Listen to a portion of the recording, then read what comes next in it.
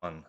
Hello, everyone. This is FIDE Master Alex King and my friend and student Mark Louderback.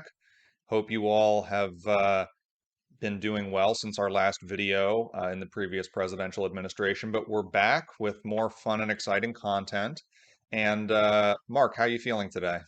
I am feeling very good. Anytime that we are doing our videos, that's always an exciting day for me. That's the spirit.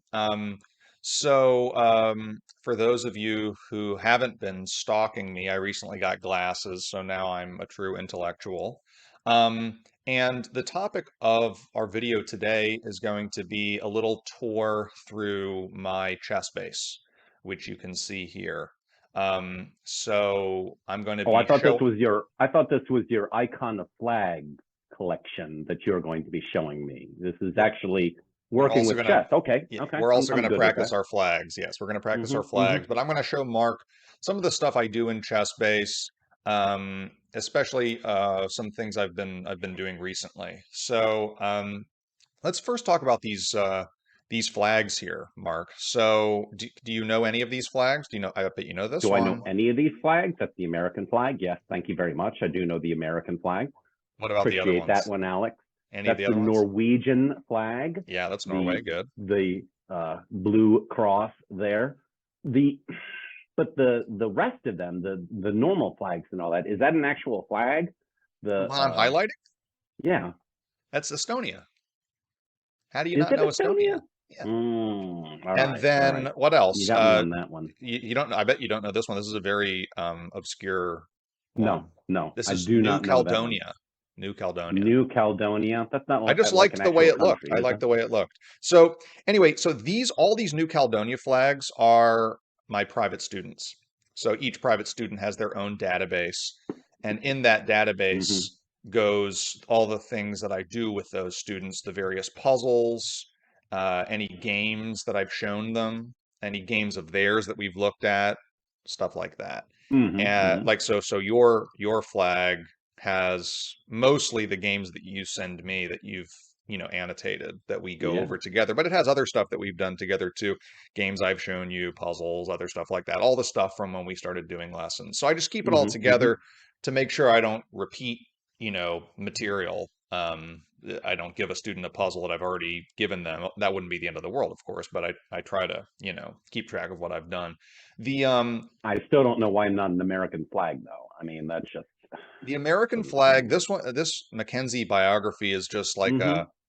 a little something I'm working on with a collaborator, which hasn't been released yet. It's not, I am not writing a biography, but Hmm. more on that later. The Norwegian flags are all books that I have um, Yes. digitized, basically. So like this Yusupov one is like the first of of Arthur Yusupov's Build Up Your Chess series. So like I've just got the puzzles, the examples and the exercises from this book, usually without notes, sometimes with notes. Um, like this is exercise 9 from the exercises of the first chapter, and I've got some notes that I wrote here, and then some other books like The you blue know Coakley, the the red Coakley Coakley. books Yeah. they're Hmm. basically just just the diagram positions, no solutions. I've got some light metadata in here, like what page it's on, what number on that page, and what the stipulation is. And but uh, but that's what I've got there.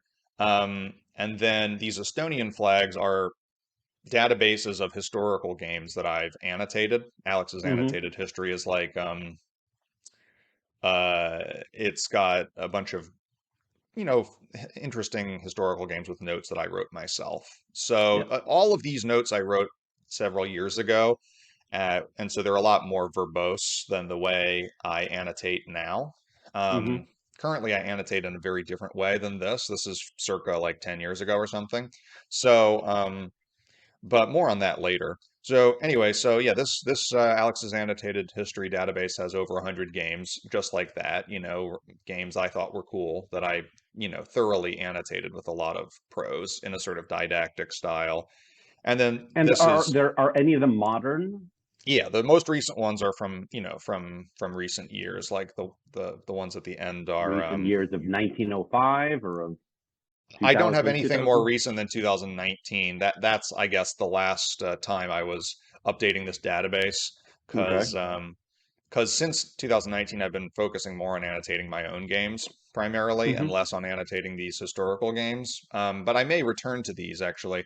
So and then this Now, database did is you just find that? I'm still focused on this now. I all right. mean, did you find that to be helpful in your chess play? Going over these old games, because everyone always is sort of talking about and all of that about, oh, you get these annotated games and all that, oh, Bobby Fischer's, but all these kind of things. That, oh, that's how you get better, is that you go through these annotations that people have done of these older games. You going through that, did you find that to be helpful? But you seem to be talking that going through your own games, um, is that actually more helpful to do? We'll compare it after I show you my own database, which will be last. But I definitely did find it useful.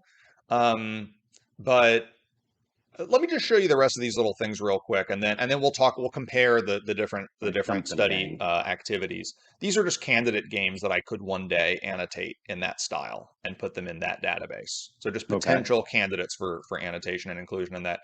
These transfer databases are extremely useful. I use these all the time. So it's just good to have an empty database that you can put games in and then Hmm. take them out and put them in a different database. You can do that a little bit with the clip database, but like your computer's clipboard, it's easy to accidentally clear that clipboard, or it sometimes gets cleared when you close the program and reopen it or something. So Hmm. Hmm. it can be sometimes safer or more useful to have the games. Also, the clip database, I believe, if you put games in the clip database and then you modify them within the clip database, it modifies them in their original location as well. So Oh, really? it's like a pointer to the original location. It's not Hmm. actually a unique location. Whereas if That's you put interesting. something in a transfer database, you can modify it and then you can drag and drop it or copy and paste it into some other database.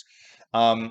And then, Before you go too far on this now, yeah. Alex, just tell me a little bit about who do you think is the prime user for Chessbase? And actually, that's kind of a bad question, because what I'm really asking is, at what point does a amateur, what point does a club player, what point do they sort of buy into it and Yeah. get the package and go that way? Because if you read anything, any of the literature that goes out there, it's sort of like, oh, if you're a professional chess player, of course you're going to be using Chessbase and all that, but it's so much better to be using all of the Lee chess and just keep it in studies, or you can use this free program, one kind or another. That Chessbase is really, it's too much for the average user to be using. But I don't think that's your opinion, is it? Well, so okay, so you have a number of questions there. So Yeah. the question of when is a person ready to use Chessbase? Like at what strength level should a person Hmm. get Chessbase? It's a good question. I don't think there's a clear one size fits all answer. I think there's a range. I myself started getting interested in Chessbase and using it when I was like, your rating, Mark, like Really?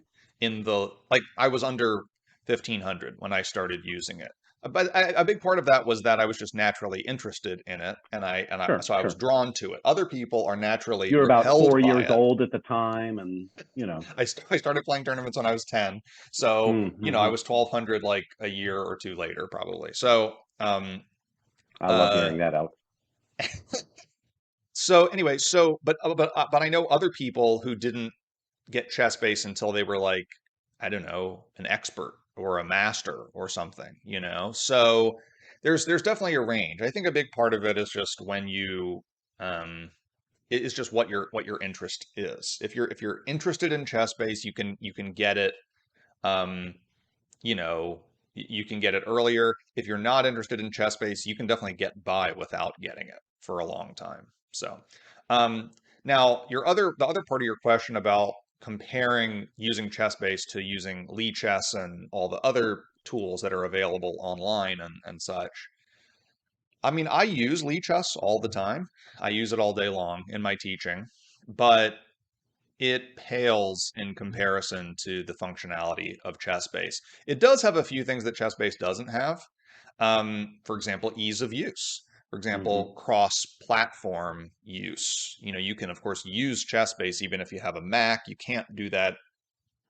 You can use Lichess if you have a Mac. You can't use Chessbase on a Mac unless you do some sort of jerry-rigged thing. So, Right. um, so anyway, but those advantages aside, those advantages of Lichess aside, Chessbase has some things which are absolutely invaluable, which Lichess doesn't have. Just the Hmm. ability to search for a given position or even just a given type of position. Like recently, I had a student, this guy, Jonathan, who was asking me about the Spanish, the Spanish opening. So he's been mostly a Scotch player as white, Hmm. and then recently he's just been fooling around with the Spanish. And he wanted to talk about the Spanish in our last lesson. And so he was showing me a game that he played in the Spanish, and then I was going to show him some games I played in the Spanish, and I was also going to show him some games from my Alex's annotated history database in the Spanish. And I could very quickly pull up all the games in my Alex's annotated history database that were in the Spanish simply by sorting them by the notation and then just scrolling up and just copying all of the games that have 3 bishop b5 here after e4, e5, knight, f3, knight c6. I just copied and pasted those into his database. And then actually what I did is I put them into my transfer database. And then I don't know why they're not showing up here. I must not have put them in his database, but I put them in my PGN transfer database here, and then I uploaded them into the Lichess study that I use for my lessons with him, and then he's got them all there with my notes. So it was very easy for me to find that information. Even, I mean, I have an enormous amount of information in my chess base, and yet I was able to find the information I was looking for in like 30 seconds and Very send it to quickly. him in 30 seconds. Hmm. Hmm. Whereas if that information were saved in Lichess, it would take me a day to find it. I mean, it would take me so long, I might never find it, you know? So the indexing and the organizational and the search functionality of Chessbase is like absolutely unparalleled and absolutely invaluable for certain tasks like that, especially a lot of the Okay. teaching tasks I do. But for people who are who write chess books or who do serious opening analysis, like they work as a second for a strong player, or other people like that, people who write Chessable courses, anybody who's working with a lot of information and doing a lot of organized work with chess material, um, for those people, Chessbase is pretty invaluable. Now, I've heard, about some other um, chess-based like programs that some Hmm. people use. There's some freeware ones. There's one called Yep. Arena. Yep. There's another one called Skid, and I don't Skid. even know Yep. what all of them are. I've played around with those a little bit. There's also Hierarchs, I think. Um, I've played around with some of these a little bit, and I've just in sampling them, I've not found them to have the same the same level of functionality that Chessbase has. Um, Now, Chessbase, it has some disadvantages. It's not cross-platform. It can be a little bit buggy sometimes. It can be difficult to use. There's really a learning curve to learn how to use it. It's Hmm. expensive, of course. To download just the Chessbase program is like, I don't know, $200 or something. 200. Hmm. And and then to also download, to buy Mega Database, which is like their flagship database of 9 million games throughout chess history, like this is going to take a while to open up. But um, all these games, all the way up to the present year, but starting, at the dawn of time, chess Hmm. wise, that is its own 100 or $200 or whatever it is. Yeah. So okay, Yeah. it's expensive to buy Chessbase. It's a task to learn how to use it. It's a little bit buggy. If there were some Lichess like, version of Chessbase that were um, browser based, Hmm. and that had the functionality, the search functionality and everything else that Chessbase had, great. I would switch. So I don't have like a philosophical allegiance to Chessbase. In fact, I have a philosophical aversion to Chessbase. They've had some scandals uh, over the years with some of the engines that they sell and shill Hmm. for Hmm. being Stockfish ripoffs, Yep. including Fat Fritz, and then also like uh, some other stuff. Anyway, so it's not like I love Chessbase as a company, but the quality of their program, nothing matches it yet. Although I hope one day something does. Anyway, um, okay, so basically I've given a very long answer to your various questions. But Yes, you have. let me Yes, continue you have. showing you my other databases here. My I'm surprised PGN you've had down so few books, in all honesty. I mean, you've only got what, like 10 total there? I've got more, but I just don't keep them all on my desktop because I don't use these are the ones that I use the most. All Okay. these are ones that I use like every day in my lessons, you know? And so I probably have another 10 or so, or maybe more of books that I haven't fully digitized these books. Only a couple of these are fully digitized. Like Yusupov 1, I have all of the diagrams in that book. The Blue Coakley Hmm. book, I have all 990 diagrams in that Sure, book. But sure. like the Red Coakley, this is probably like maybe half of the material that's in the Red Coakley book, Really? or maybe two-thirds. I don't know.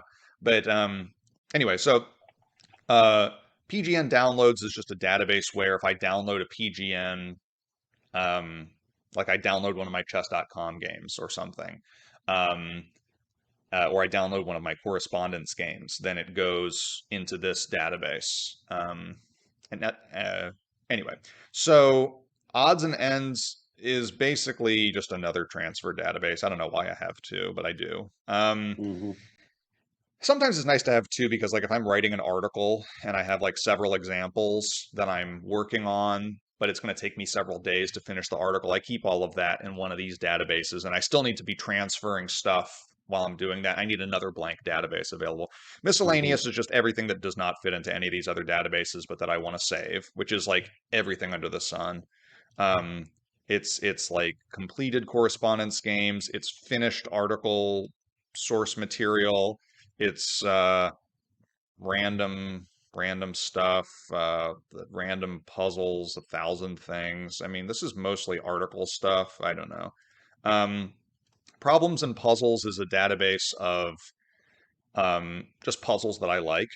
So I've manually put all 1,000 of these puzzles in this database, and Hmm. each of these puzzles is like, uh, it's got the author, it's got the stipulation, it's got the year of composition. And then it's got I've the silliness of the. it's got the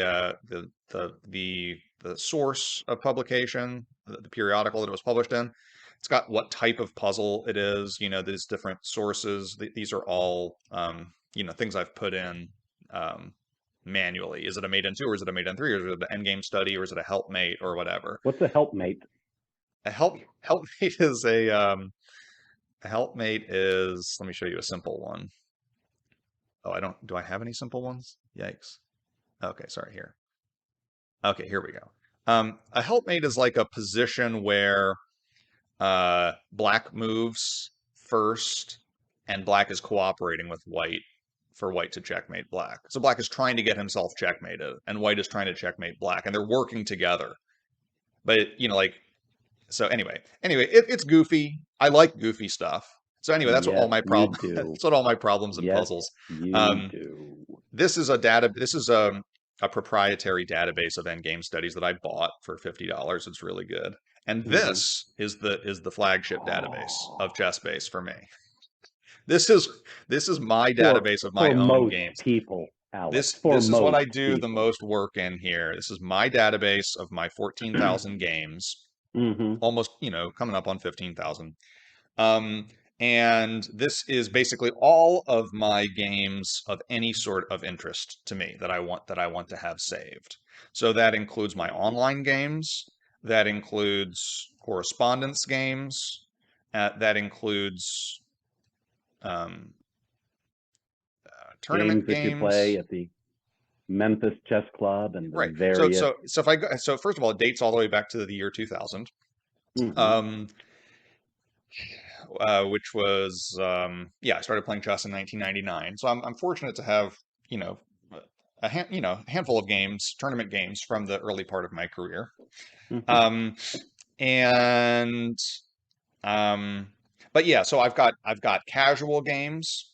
I've got unrated games saved in here. Um, like for example, like these games here. These are just unrated, over the board casual games I played at the club, you know? So, and I may have been notating them or I may not have been notating them. I may have just gone home and remembered them and put them in, manually put them into Chessbase from Yeah. memory, which because I do that a lot. Okay, Yeah, you so like to crush those 1,000 level players there. That's the see, yeah, that's the thing, is that that's one of the advantages, in my opinion, of saving all of my games, is that then they're all grist for the mill. They all hmm go into the meat grinder, basically. So even a game where I play someone 1,000 points lower than me, even if I crush them, I'm going to analyze that game, like this game. Okay, this is um, just an online training game I played against a student.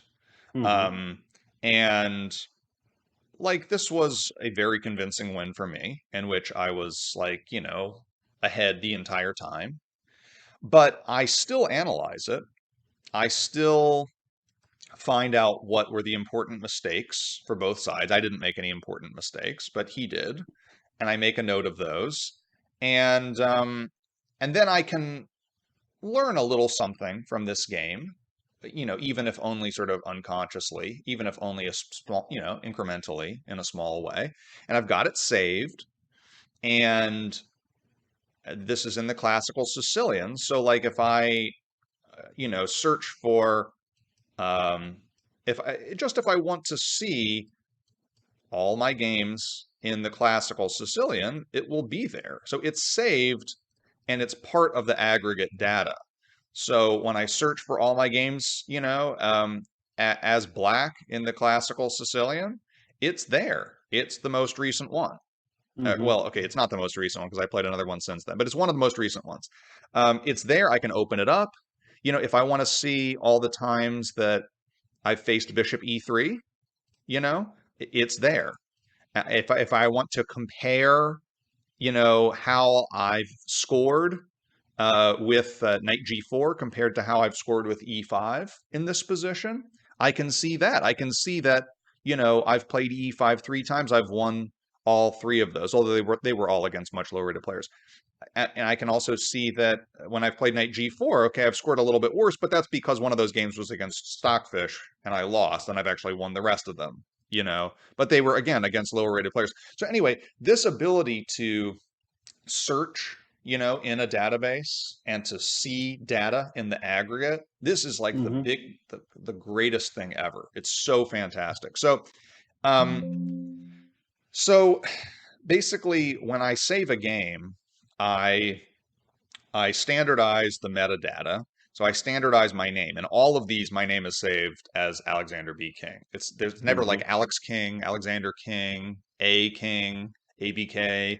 No, those is all standardized as Alexander B. King. Same thing with my opponents. If I play Mark Louderback, it's never going to be like Mark QL Louderback, Mark Q Louderback, Mark L. No, it's always going to be standardized exactly the same. Mark, one middle initial, Louderback. And that way I I can go have back, two middle initials. whatever it is, Okay, whatever it is. I'm not That allows me to, unhappy about this. I'm trying to think of a good example. Like, okay, Siju, our mutual friend, Siju, Right, right? right, yes, yes. Okay, so his name is a little bit confusing for some people hmm because he goes by his middle name, Siju, or whatever that is, his chosen name. He goes by his chosen hmm name, Siju, but his legal name is Keith, and that's Right, also his name in the USCF, Keith S. yes. Crawford. So that's how I have him saved in my database. I don't have him saved as Siju. I have him saved as his USCF name because that's the name that the data is in. I just had to choose something to standardize it by. Then I can click on that in the database and I can see all the games I've ever played against Siju. I still know that it's hmm Siju, but I have them saved in a standardized way. I can see that we've played several. I can sort this by date. Most of these are just unrated games at the club. A couple of them are tournament games. I've played a few tournament Hmm. games against him. There's a bunch of online games. There's a few more tournament games, and there's a few more casual unrated games, but they're all in there. I can see I can highlight these and I can see my overall score against Siju, which is probably like he's won 3 or 4 and I've won the rest. He's won 2 and I've won the rest. Okay. Ooh. But I can also see how that compares to like what our statistical expected score against each other is. Like I'm only very slightly overperforming against him, even though my score is 84 and 2 against him. Hmm. That's like approximately what I'm expected to score against him anyway. So it's Sure, not like sure. it's just normal. So anyway, okay, so actually here's an example of I think this needs to be standardized. So I have one game of this guy Anthony L. Crawley and another one that's just Anthony Crawley. So I should probably standardize those. I can highlight Hmm. them, I can Hmm. merge them. I'll just merge them both as Anthony L. Crawley, Okay. and then it merges them. Anyway, so that's that. Now, same thing with the tournaments. Like, you know, what I use the tournament field for is I use it mostly for the city. So, um, so I don't put like the name of the tournament, especially, when you've got like Mike Shuey or whoever directing your tournament and the tournament's called like Teletubbies Championship or something like Right, that. right. I don't want to put that in my database. I want it to be as standardized as possible. So Hmm. anything that to any tournament that takes place in Memphis, I just call it Memphis, Tennessee. That's the Okay. name of the tournament for me. If it's an online Hmm. game, it's called online. And like and if it's a correspondence game, I put core and anything else is just the name of the city. Um, Annotator, I've only in the past year, so starting in July 2021, I've started doing this. I've advised you to do this too, and you've started doing it, Yes. and I think you've liked Yes. it. I like it too. I put the date that I annotated the game in the annotator field.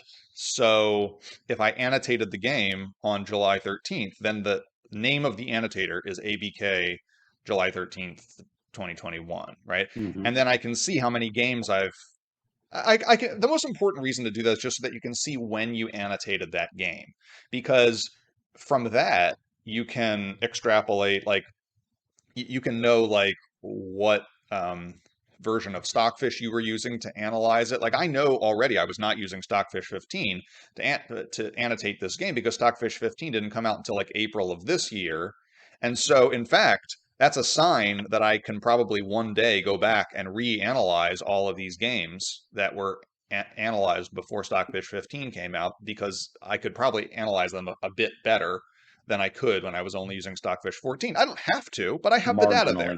Marginally. Yeah, Hmm. Yes. so, and as you can see, like some days I've really gone over the top and analyzed a trillion games. I Yeah. analyzed 27 games in one day, on this fateful December Christmas 17th. vacation. Yeah. Yeah, Christmas vacation, exactly. Other days I analyze one game. Other days I analyze 0 games, right? I mean, I didn't analyze any games on like, whatever, February 1st. Um, so February 14th. Nice to know you're spending Valentine's Day doing some annotation. I like that. I like that. So, so that I find to be really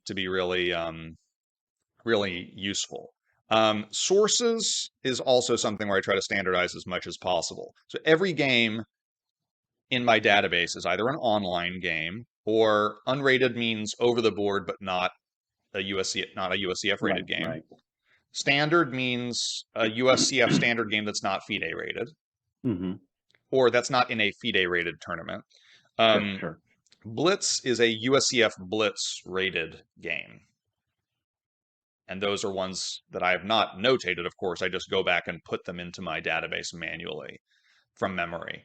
Um, a FIDE rated game, norm means that it was played in a norm capable tournament, which is a subset of FIDE rated games, but I have it classified separately because this is like, round robins, the World Sure. Open, the Chicago Open, such and such. These are tournaments where one could get a norm.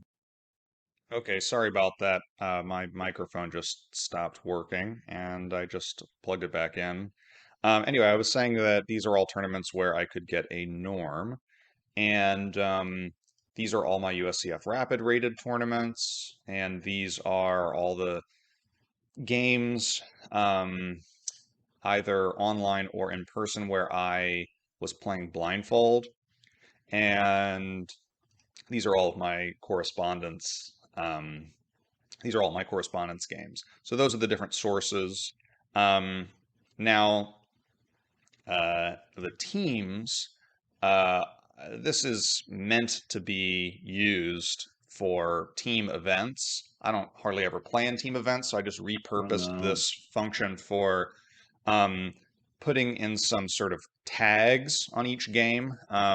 If it reaches a certain type of end game, I manually put in a tag. Like if it reaches a pawn end game, Mm-hmm. um, then I put in the tag that it reaches a pawn end game. And so all of these are games that I played, which um, ended up reaching a pawn endgame.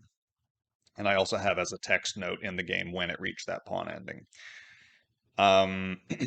And I also have opening tags. So all my games as black against, b3, or like knight f3 followed by b3, or like f4 followed by b3, or something else that's in the sort of b3 world.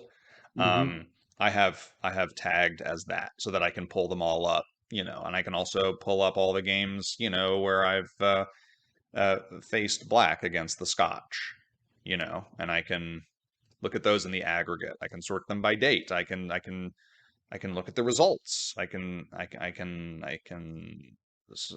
at them. I can look at it by performance rating if I want. I can see that I'm slightly underperforming when I face the Mm-hmm. Scotch.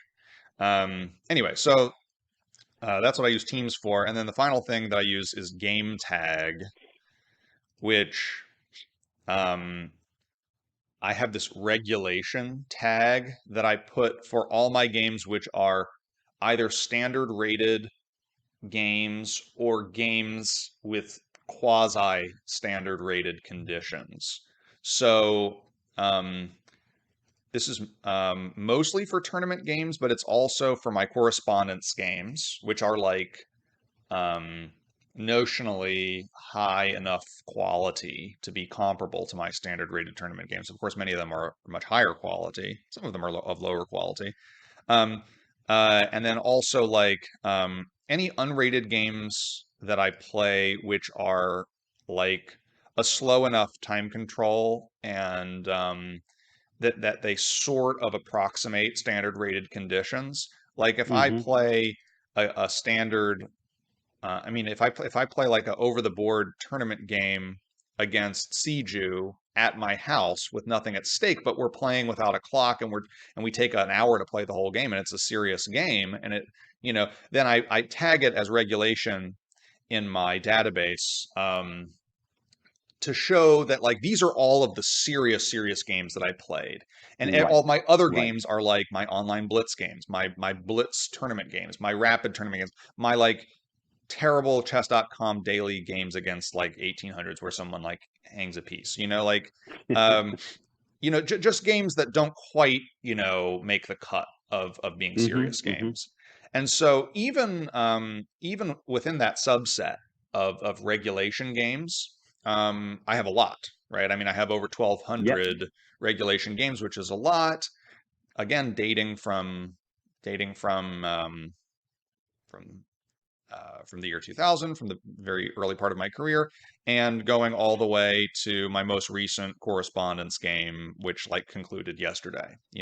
So 1,200 plus games, and one of the reasons why I wanted to do uh, to talk about my chess-based stuff for this video, Mark, is that I just last night finished reanalyzing all of my regulation tournament games.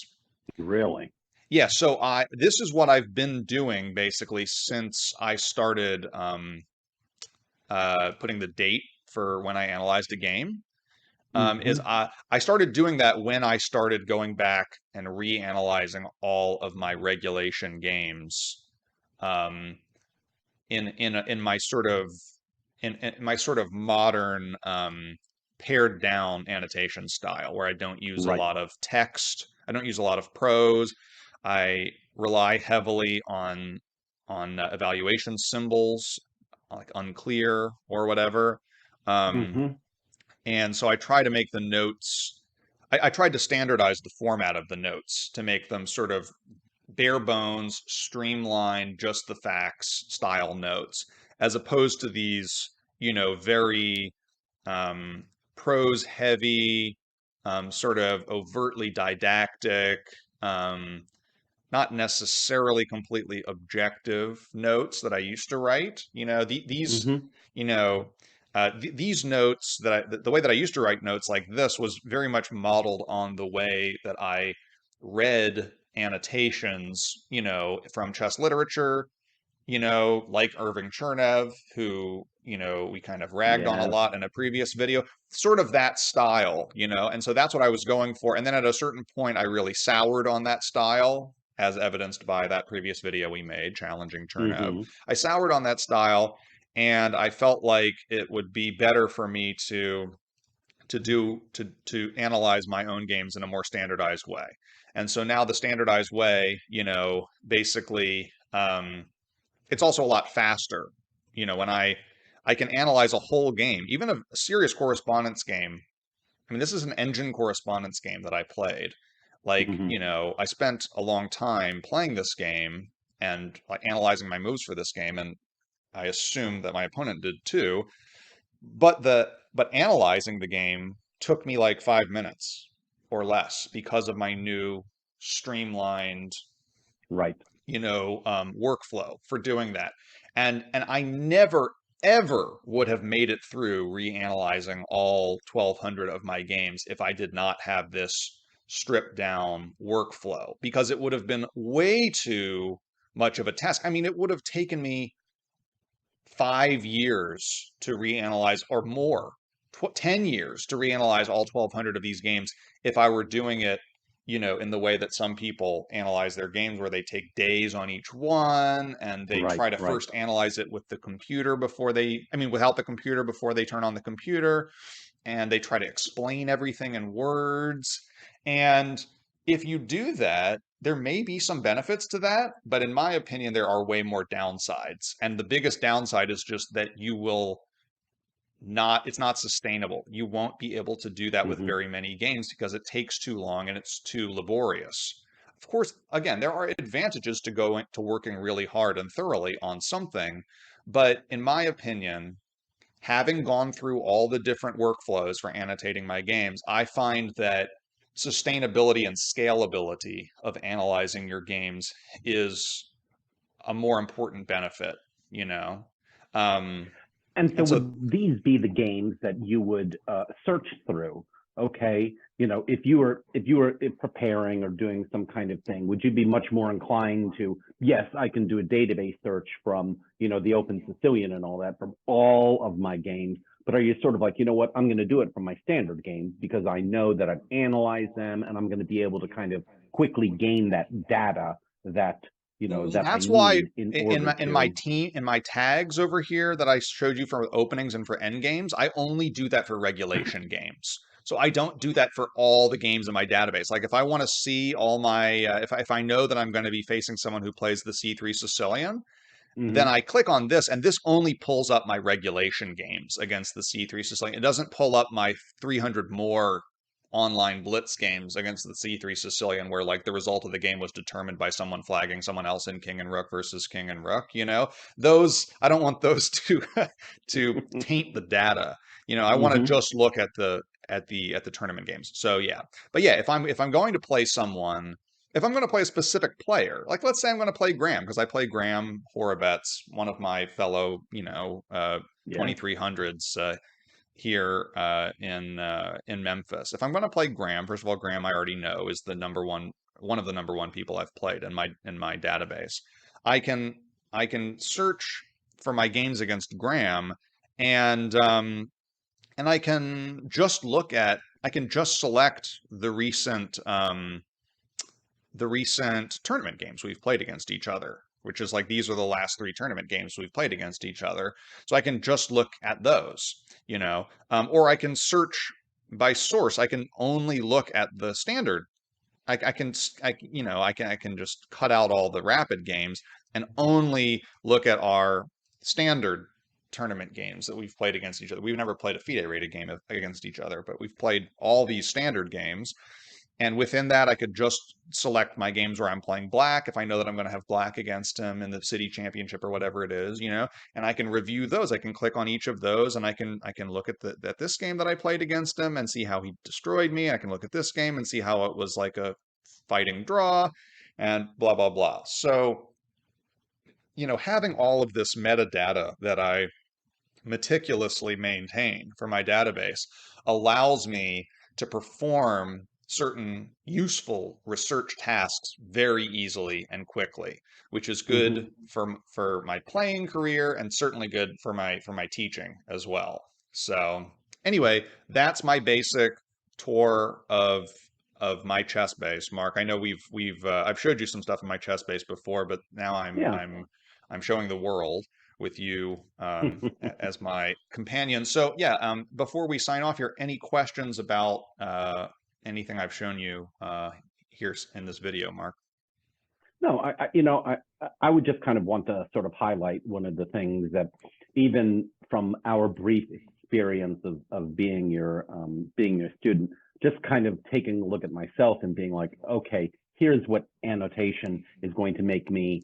This is how I'm going to get better. This is how I'm going to improve. This is what is going to be useful for me in the future. And as you said, that I'm starting to date stuff and all that, because I'll go back and look at my old annotated games and all that, and you're sort of like, okay, this is, this is interesting stuff and all that, but this is not helpful at all. Let me kind of, and so you sort of, I get the idea of why it would be helpful and beneficial to kind of go through your games in a more objective, minimalistic style where you're just trying to get the idea of, you know, where did I go wrong? Yeah, Where did my opponent go wrong? All yeah, right, what's the moves here that I need to be thinking about in the future? yeah, yeah. Great. Well, thanks for joining me on this journey, Mark, No, and enjoyed thanks it. as always for joining me in the video and everything. So we'll sign off here. Thanks to everyone who tuned into the video. Sorry about the technical difficulty midway through, but I hope that this gets spliced together in a relatively seamless fashion. So we'll see you guys again soon, hopefully, for our next video. And until Yes. then, take care. Bye, Mark. Bye bye.